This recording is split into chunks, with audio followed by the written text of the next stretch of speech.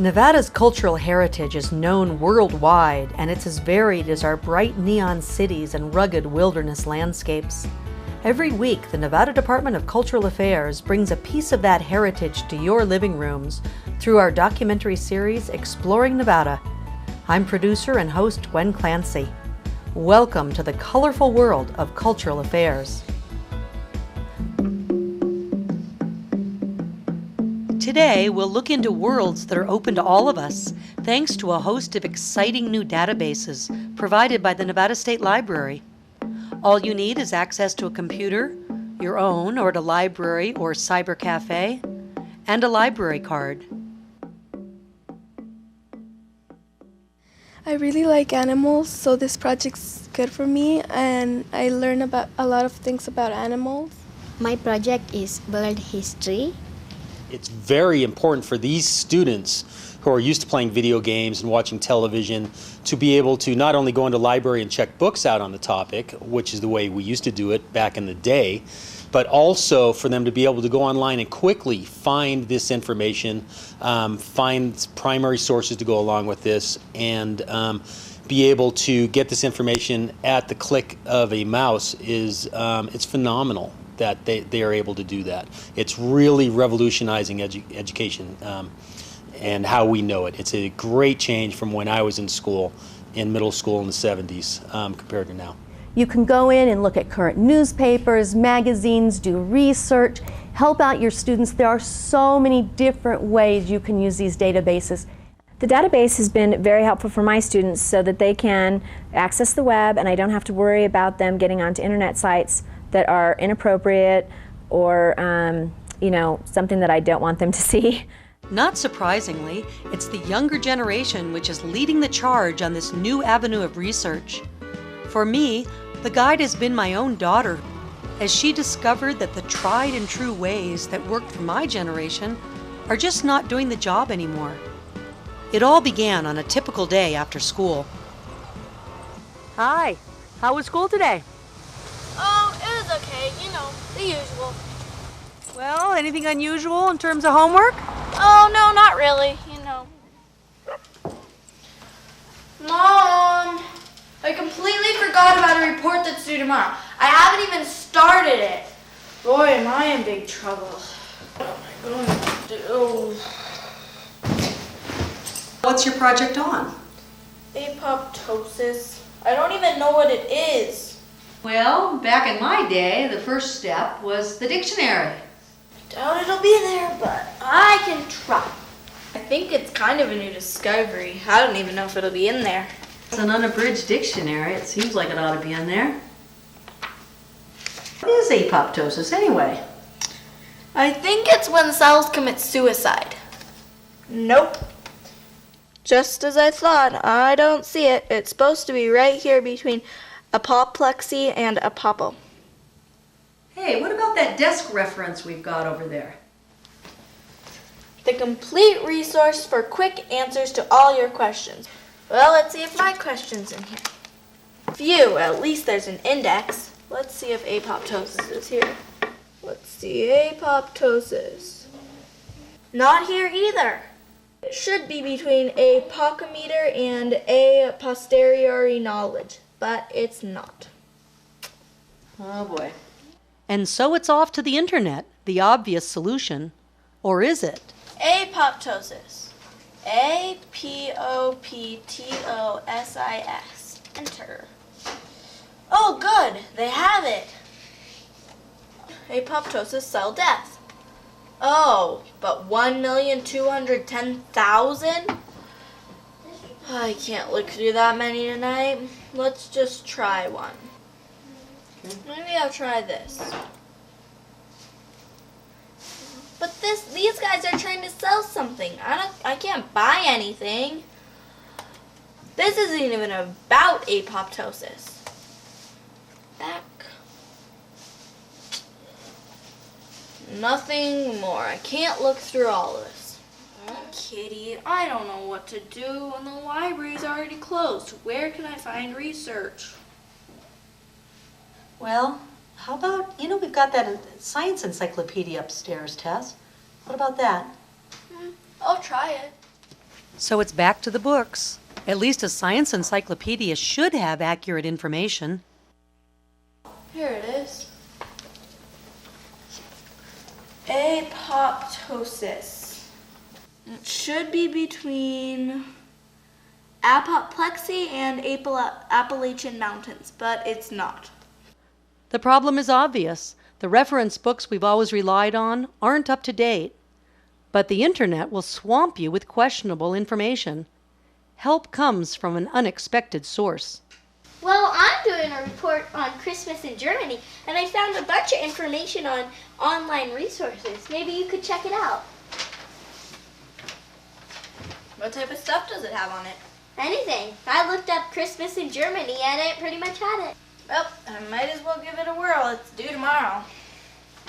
Well, I'm doing a science report, and it looks like Gale is for science. So, let's look at that.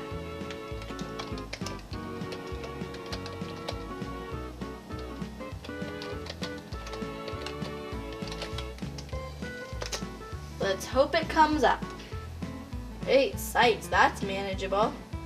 This is a good definition. Cell death occurs in one of 2 ways. Additionally, cells are induced to kill themselves. Cell suicide is also referred to as apoptosis.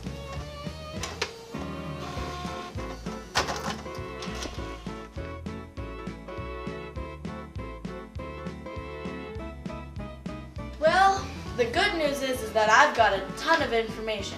The bad news is I still have to write it. Well, do you think you found the material you need?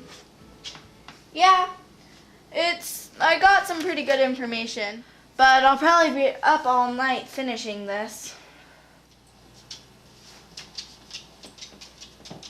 So, are you getting there? Yep, almost done. Well, I'm going to go to bed. Don't forget your bibliography. Nowadays, you can just go down to your site, highlight Control-C, go back to your document, Control-V, there you go. Well, that's pretty impressive. I wish they'd had that when I was a student. Looks like you're getting there. Don't forget to print it. You know that printer of ours can be pretty fickle. CDs, they're much simpler. Plus, I already emailed it to my teacher for backup, so I can always print it out at school. Okay, all done. Better get going to school. We next head over to Clayton Middle School in Reno to find out how the new online research databases are working for students there. Welcome to the library. Today we're going to work on online databases. The databases include Clio, Gale, EBSCO, and Groliers. Each one is geared to a specific area of knowledge. Before, when we did our researches in our classes, and I am both a librarian and a teacher, we often got millions of hits, and not always the most reliable or the most accurate or the information we're looking for lists first. So by using the databases, we can narrow our searches down, put in the topics we're looking for, and get exactly the information that we are looking for. For example, when we were searching pirates, we often got many different resources, including sports teams, musical groups, where we were actually looking for Pirates of the Caribbean. So it's very helpful to have the databases where you can get the accurate information. I'm researching squirrel monkeys. They're interesting because I never knew that they even existed, and I like animals. And I was reading on how their lifespan is up to 25 years. I've never seen a squirrel monkey. I've only seen regular monkeys and gorillas and stuff like that. Good choice on your website using EBSCO, because when you put your topic squirrel monkey in, it did many things. First of all, it found it in the Encyclopedia of Animals. It also will find it in magazines, so you can get the current information. You can learn if it's endangered. You can learn about its habitat and everything else going on in the world right now. So you did an excellent job finding this particular source. In science, we're doing cell cities. So me and my partner are doing it on plant cells. When we went to Google, we got over 12,000 answers to our search. And when I went onto the database, I got only a dozen. And it just really helps. It's better than Google. The problem she identified is we have received so much information in our society today. When we're out on the internet and she is doing a research, she will get research information on that topic from personal websites, professional websites. How do you know if the information is accurate? Going to the databases, all the information is concise, to the point, and it is all established. These databases had helped to filter out all the unreliable websites that are out there. Now when she goes in and does a search, she will get a handful of articles, multimedia, newspaper, magazine, primary source documents that will really help her work on this particular project, and she can trust the information that she is reading. What's your project?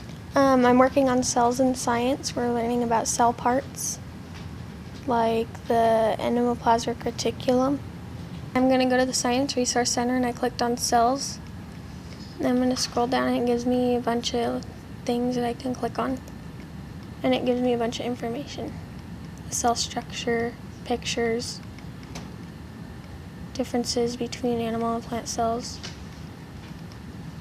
Are you surprised at all about all the information that's there? Yeah, I've never been on this website. Can you describe the website? Does it seem like there's a lot? Yeah, there's a lot of information. I couldn't find it, I couldn't go to Google and find everything. But this has everything that I need. I'm a physical science teacher, middle school, 7th and 8th grade, and I'm most familiar with Gale, which is a science-specific database, and I found that it has a wealth of information about every topic I teach. It's updated weekly, and in science, things are changing all the time. My project is on rocks and minerals, mainly the rock cycle, because, well, it's a really interesting place, and I want to be a geologist when I grow, but it's very interesting because, well, you can go, it gives you a lot of information, and sometimes it'll give you some pictures. It sounds like you found a pretty good website. Which one are you at? Where are you? I'm at Gale Infamous, the Science Resource Center. My project is on social studies on World War I in the United States, and I'm searching on it right now. The particular database that she has chosen is the history database. It is so useful for her because she can go in and look at current events, get the current information, get all the primary source documents. This is a really reliable website. It is not like going onto Google or any of the other search engines and receiving information. This information is accurate and good, and we can use it towards any of our projects, and we can know that the information is current. I'm a social studies teacher here at Clayton Middle School, and my students and I use ABC Clio quite often. It's a very valuable resource, this database, because it allows my students to go in and look at different themes and events throughout U.S. history, world history, government.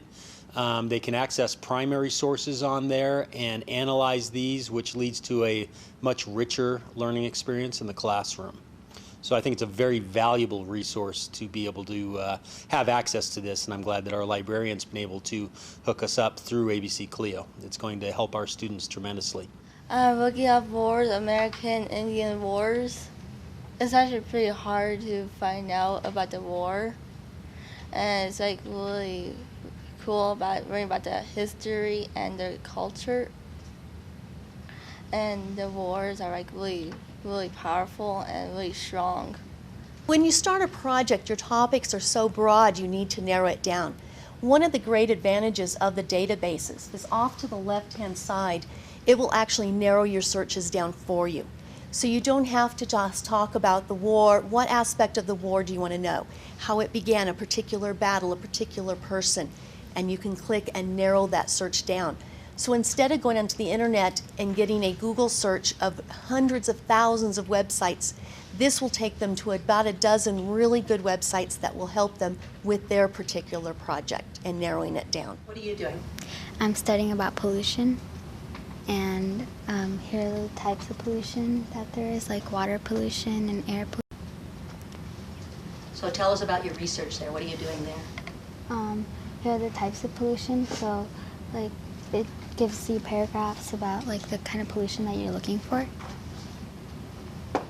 And the benefit of the database that she has chosen is, besides getting just the current information, she can also click on and go to current magazines.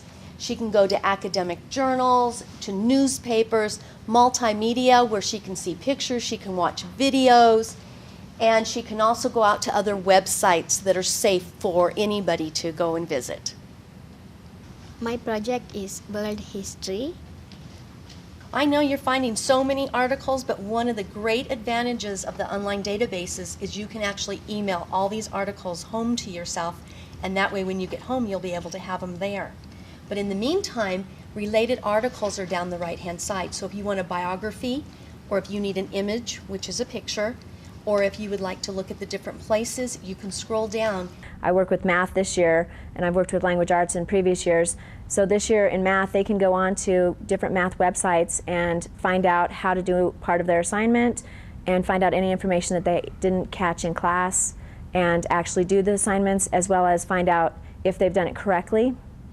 Also, parents can go to the different websites and refresh themselves on geometry, algebra, etc., so that they can be up to date and kind of get the refresher course so they can actually work with their children, because parents at this age, they don't know where to even start and help them. Just a few short years ago, many of our students weren't allowed to use the internet because their parents did not feel that they would be safe at our schools using the resources. Now, with the databases are in play, 95% of our students can now use the internet at school and their parents feel that they are safe. These databases are filtered out for any inappropriate materials for our students. I'm a parent volunteer at middle school. I'm a parent of a high schooler. And recently I found out about EBSCO, a wonderful database resource. Previously, I've been a very reluctant parent to let my son use the internet for a variety of reasons. It's just too many unknowns. But using this database, he can go on, do a report, find out exactly what he needs from current magazine articles, a host of resources, and it's safe and very user-friendly, and I'm very happy with the results. I would encourage parents everywhere to try it themselves and to then encourage their children to use them, and I think they'll be very happy with the process. I'm researching tigers and how fast they go and what their food is. I'm looking at like magazines, like there's no pictures or anything, but I'm like at like EBSCO, and I'm checking out animation and manga. This database is kind of like an encyclopedia, only it's 100 times bigger, it's 100 times easier to use, and it's available 24/7. Best of all, these databases are all paid for. Every Nevada citizen has the right to access these resources anytime, day or night. You don't have to be in a library like we are in order to use them. All you need is your public library card with a barcode on the back. And I think it's great that the state is putting money towards these databases that help teachers expand their knowledge base and gives them good information. I also want to encourage everyone to use this, even if you don't have a computer. You may go visit your public library, and they will have all the information necessary so that you can go in and use the databases anytime you'd like. If you need more information, please call any of your school libraries or your public library, and they will give you all the login information so that you can access this wonderful database. The state has provided funding for this for every Nevadan in the state, so please take advantage of it, use it, enjoy it, and let's hope it will continue.